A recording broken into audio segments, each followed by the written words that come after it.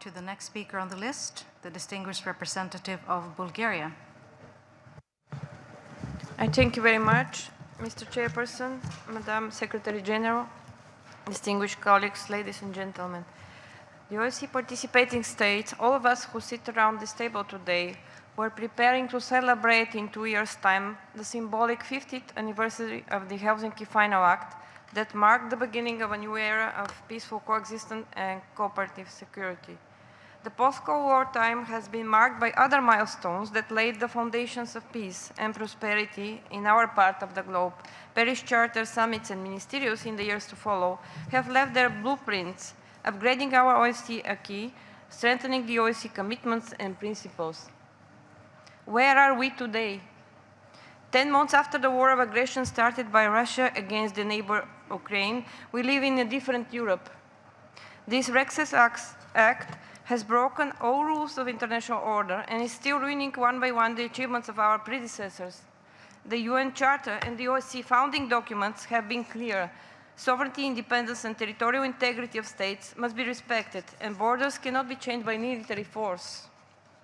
Ukraine is exercising its inherent right of self-defense under Article 51 of the UN Charter.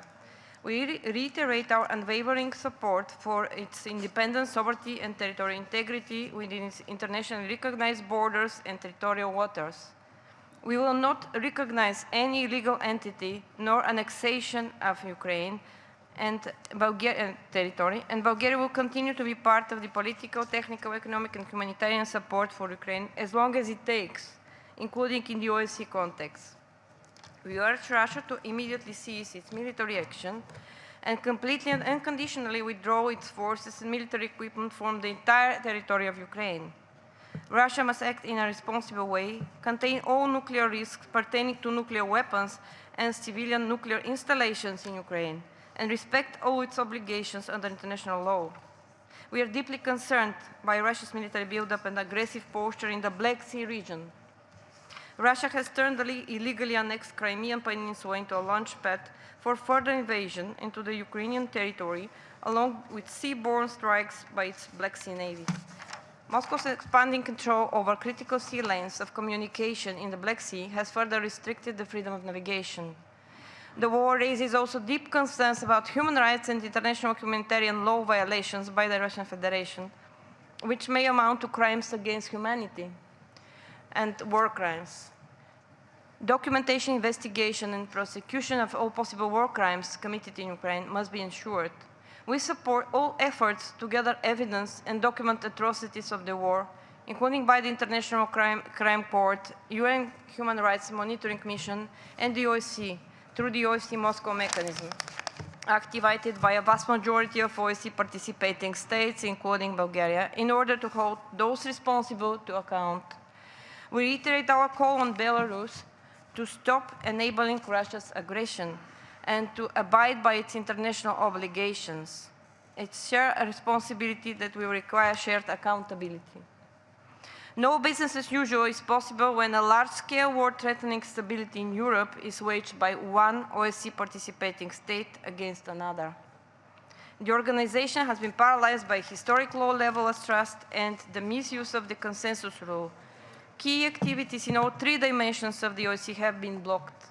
The lack of approved budget for a second year in a row and a deplorable use of the budget process as a political tool have put the OSCE institutions, structures, and field missions in a financial limbo. We have to admit the OSCE today is a shadow of its former self, and the short-term strategy for the organization would be to endure.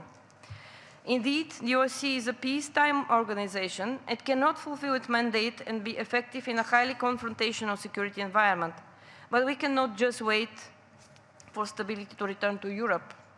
We should work towards it in the OSCE and engage in strategic thinking for the aftermath of the war in Ukraine. We should not allow future principles of European security be defined elsewhere. The history of the OSCE has been the history of difference. This is not an argument to stop drawing on its tools. It's an argument for more effective diplomacy. In conclusion, I would like to thank the Polish chairmanship in office for their hospitality and for their leadership of the organization in hard and very challenging time. I wish good luck, resilience, and success to the incoming chairmanship of the Republic of North Macedonia, and we will be there to support your efforts, and in particular, as chair of the OSCE Forum for Security Cooperation in the second term of the next year. Thank you very much, and Chair, I would like to ask you to attach this statement to the journal of the ministerial meeting. Thank you very much. Thank you. Your request is duly noted. I now give the floor to the next